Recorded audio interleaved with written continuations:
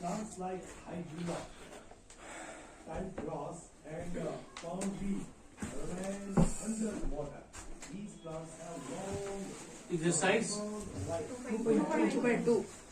These leaves avoid in the 2.2. clusters of इसका हम पढ़ने जा रहे हैं क्वेश्चन नंबर 5 5 और 6 क्वेश्चन नंबर 6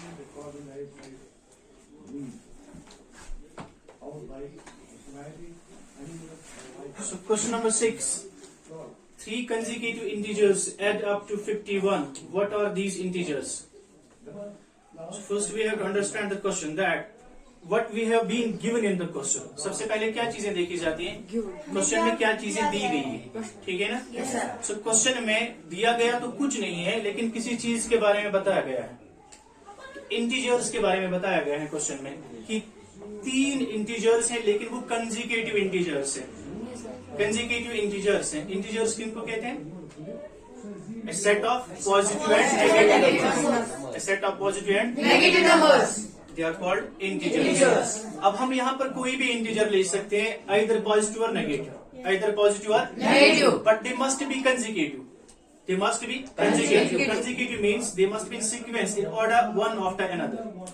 एक के बाद दूसरा जो इंटीजर आता है उनको कहते हैं consecutive integers. For example, if I will write here 1 के बाद क्या आता है? 2 के बाद क्या आता है? 3. So these are called consecutive integers, right? Yes, sir. So if I will write like this 1, 3, 4, 7, 8.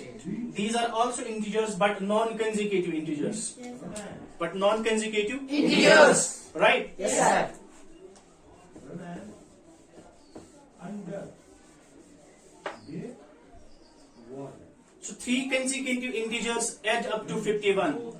Question कह रहा है कि 3 consecutive integers हैं. 3 consecutive Integers हैं. वो कौन है हमें पता नहीं, ठीक है, लेकिन ये बताया गया है जब उन 3 consecutive integers को आपस में ऐड किया जाता है, एडिशन करा जाता है उनका, तो उनका सम जो निकल के आता है वो है किसके बराबर?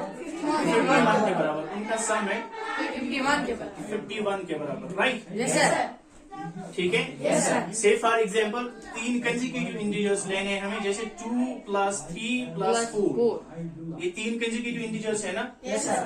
तो क्वेश्चन कह रहा है अगर आप इन 3 consecutive integers का एडिशन करोगे तो आपका सम आ जाएगा 51.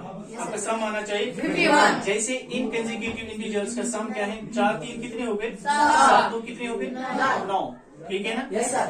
ऐसे ही कोई 3 इंटीजर्स हैं, लेकिन उनका सम कितना है? 51. उनका सम कितना है? 51. तो हमें बताना है वो इंटीजर्स कौन कौन है. वो इंटीजर्स कौन है?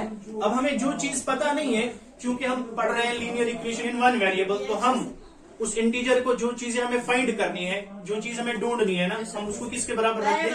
वेरिएबल के बराबर.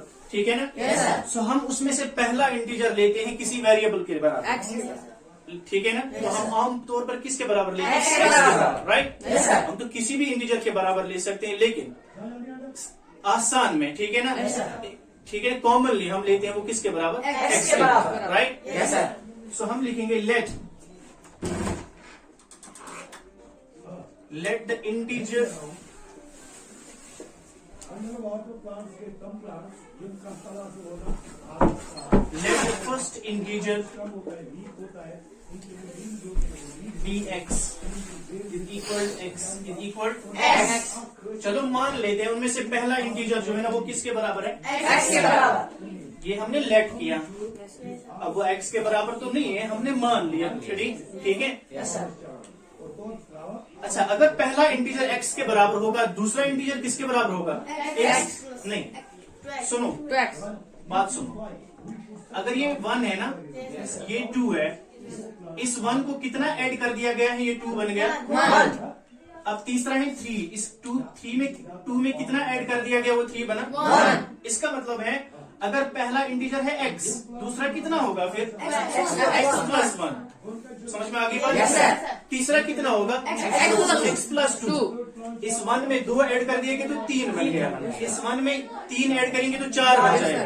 अब समझ में आ गई बात? Yes, sir. इसका मतलब पहला इंटीजर अगर x है, दूसरा इंटीजर किसके बराबर होगा? X + 1. और तीसरा इंटीजर X + 2. ठीक है ना? Yes, sir. So therefore second integer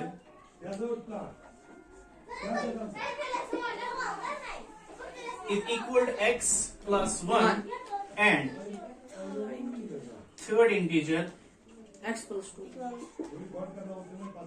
is equal to x Plus 2. right? Yes, sir. यही है ना? Yes, sir. ये समझ में आ गया? Yes, sir.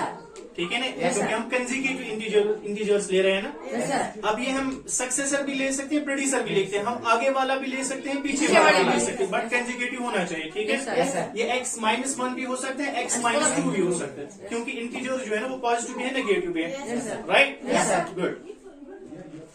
And third integer equal x plus 2. Now according to question क्या कह रहा है? If you will add up these 3 integers, अगर आप इन 3 इंटीजर्स का क्या करोगे? Add. तो आपका सम आ जाएगा किसके बराबर? 51 के क्वेश्चन कह रहा है अगर आप x को एडिशन करोगे इसके साथ x प्लस 1 के साथ और इसका एडिशन करोगे x प्लस 2 के साथ, आपका सम जो निकल कर आ जाएगा वो आ जाएगा 51 के बराबर. किसके बराबर? 51 के बराबर. Now we have the equation. Yes, sir. Yes, sir. We have the Equation. Now we can solve this equation, right? Yes, sir. We can find out the value of this variable x, right? Yes, sir. This is linear equation in one variable. Yes, sir. एक ही variable है. Yes, sir. समझ में आ गई? Yes, sir. Linear है. Yes, sir. क्यों linear है? क्योंकि इसमें है हाईएस्ट पावर One है. ठीक है ना? Yes, sir. So let's add up these 3 variables. इसमें variable के रिलेशन variable के साथ होती है, Yes, sir. है ना? Yes, sir. So we have 3 variables here. Yes, sir. X, x and x, right? 3x.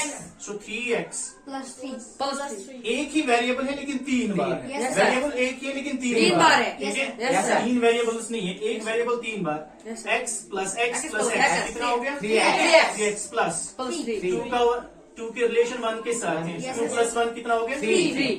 So 3x plus 3 is equal to 51, right? Yes, sir. Now we have one variable term Yes, sir. on the left hand side and one constant term, right? Yes, sir. And another on the right hand side we have only one constant term, right? Yes, sir. So we know there is a relation between constant terms, right? Yes, sir. है ना? Yes, sir. तो x के पास जो x वाली term के पास जो constant term है उसको ले जाओ अपने रिश्तेदार के घर. Yes, sir. Yes, sir. उसको ले जाओ अपने रिश्तेदार के पास. रिश्तेदार के घर. उसका रिश्तेदार तो राइट हैंड साइड में बैठा है ना? Yes, sir. So इसको ले जाएंगे इधर, right? Yes, sir. So that is equal to 3x Equals. equal ये 51 इधर ही रहेगा. Yes, sir. प्लस 3 इधर चला जाएगा. Minus So three. -3 में, right? Yes, sir. So that is equal to 3x Equals to 49. equal to 49. 51 से 3 निकालो तो 48, right? Yes, sir. Now again we have something here that is close to the x, जो x के साथ मिला हुआ है. Yes, sir. इनके बीच में कोई ऑपरेशन है 3 और x के बीच में, वो कौन सा ऑपरेशन Multiple. है? इनके बीच में ऑपरेशन है मल्टीप्लीकेशन का. Yes, sir. So हमें पता है अगर कोई मल्टीप्लीकेशन को ऑपरेशन किस में है, left hand Left hand side, side. उसको ले जाना है Right hand तो side. किस में चेंज हो Division. जाएगी?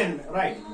So that is equal to x is equal to इस 3 को यहाँ लेके जाओ 48 upon 3. 48 upon 3. So 3 से इसकी कैंसिलेशन करो, 3 1 r 3. 3 1 r 3. इसमें से एक बचा, इसको दे दो 18. 6 r 18. x किसके बराबर निकला? 16.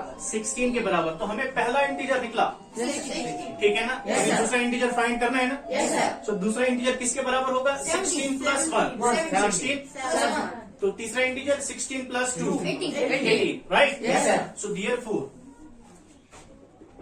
first integer is equal to 16. Second integer is equal to x plus 1, that is equal to 16 plus 1. तो कितना हो गया? 17. Third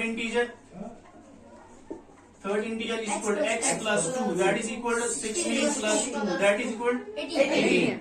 So we have the 3 integers. Let's check whether the sum of these 3 integers is equal to 51 or not.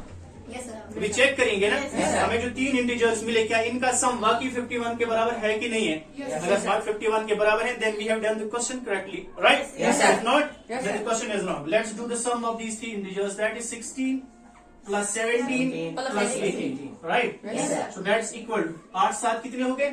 15 और 6 कितने हो गए? 21, right? 21. So एक दो आगे कैरी, राइट? Yes, sir. एक और एक कितने हो गए? दो. दो और एक 3 और 2 कैरी के हाँ. 5. So 51. इसका सम आता है किसके बराबर? 51. क्वेश्चन ठीक है कि नहीं है? Yes, sir. समझ में आ गया? Yes, sir. कोई confusion? Yes, sir. So write down this. Thank you. ये लो मैथ्स।